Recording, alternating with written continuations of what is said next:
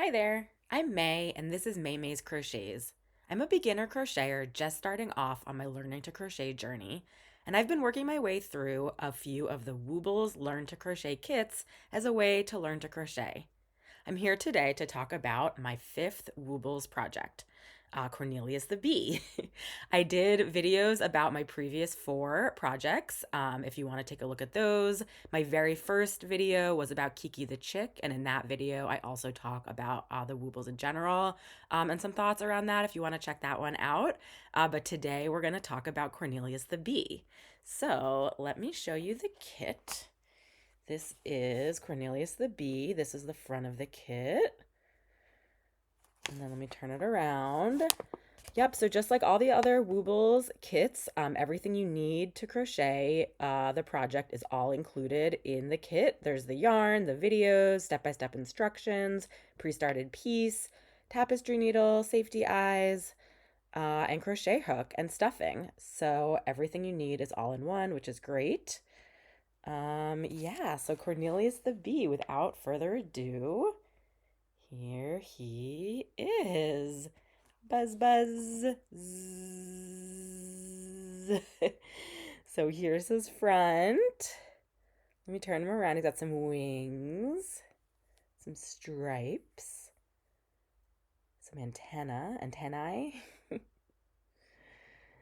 And yeah, here he is, Cornelius. Buzz, buzz.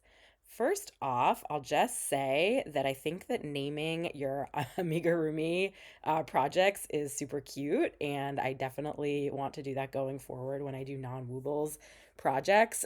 I think Cornelius is kind of a really funny name for a bee. It's a very distinguished name. A distinguished gentleman, Cornelius the Bee. But yeah, it kind of helps like have that personification or something when you're making the project. You can really think about like this person that you're making or bee that you're making, Cornelius. So that was really cute. Similar to the previous Woobles kits, the stitches are pretty basic, single crochet, increase and decrease. They have instructional videos that are super bite-sized. You can watch over and over again. It really shows you everything you need to do. So now that I've done a few of them, I skipped over a lot of the basics, but did watch the videos for some of the more complicated parts. This was my first time doing a color change like this. So we've got yellow, black, yellow, black, yellow. And so you're switching colors and switching back to that same color versus a previous project I had done a color change where you just switch from one color to another and then you stop that other color so you can just snip it off the first color. Versus this one, you could just sort of leave the black hanging or yellow hanging while you work the black and then vice versa, and you can just pick it right back up, which is cool. You do notice these jumps. There's definitely a visible jump between the colors. Again, a previous project, I think that there was a way for at least one of them that I did where a piece that you were sewing on covered it. I think it was Bjorn the Narwhal. The tail just covered up that jump really nicely so you didn't see it. Versus in this case, it is very visible. You can also see that I didn't quite center my wings around the color change jumps. Oops. So if you're looking at it from the top, which, I guess if the bee is buzzing, you do look from the top. It doesn't look so great. I have seen that I think there's a way that you can reduce the jumpingness for these color changes. So I might look into that for a future project. The Woobles just taught sort of the standard, I think, color change way, which includes that sort of bigger jump. There was a new stitch, a half double crochet, which was for the wings, to kind of make them a little bit like wider, I guess, the way that they are, sort of a little bit of a bigger stitch. So that was new, a half double crochet. But the videos taught it really well, as with everything else. And this was also a little bit different in that most of the other 3D pieces that I'd sewn on, it was more like you sew all the way around a piece, and there's sort of an outside and an inside, versus in this case, you actually can see both sides of the wings, the front and the back, and you're only attaching it to like one stitch down there. So you're just sort of, I guess, weaving it in so that it has that one single point at the middle. But yeah, that was a good new experience for me, and making sure it kind of looks good on both sides. Has a little bit of sort of concavity, I guess, but you can also sort of flatten it. So yeah.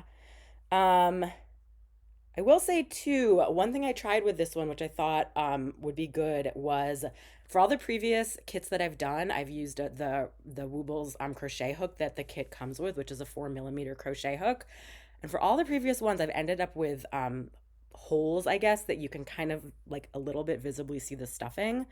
And so for this one, I actually thought I would try a smaller hook. So I ended up using a 3.75 millimeter hook to see if it would make a difference. And I think the top looks pretty good, but you can definitely still see that there's some holes.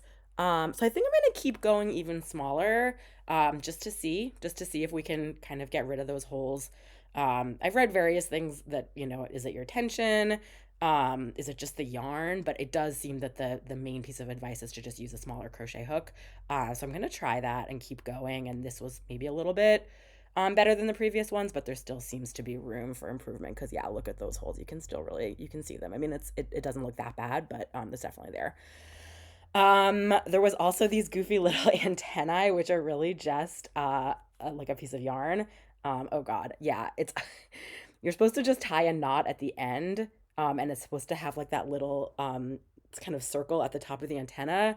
And one of them had already gotten undone, and now I think I just undid the other one too. So that's not great. Maybe I should have tied the knot a couple times. I'll see if I can retie these, but it's kind of a smaller piece of yarn now. So that's not great. Antenna, whoops. And let's see what else. The little mouth.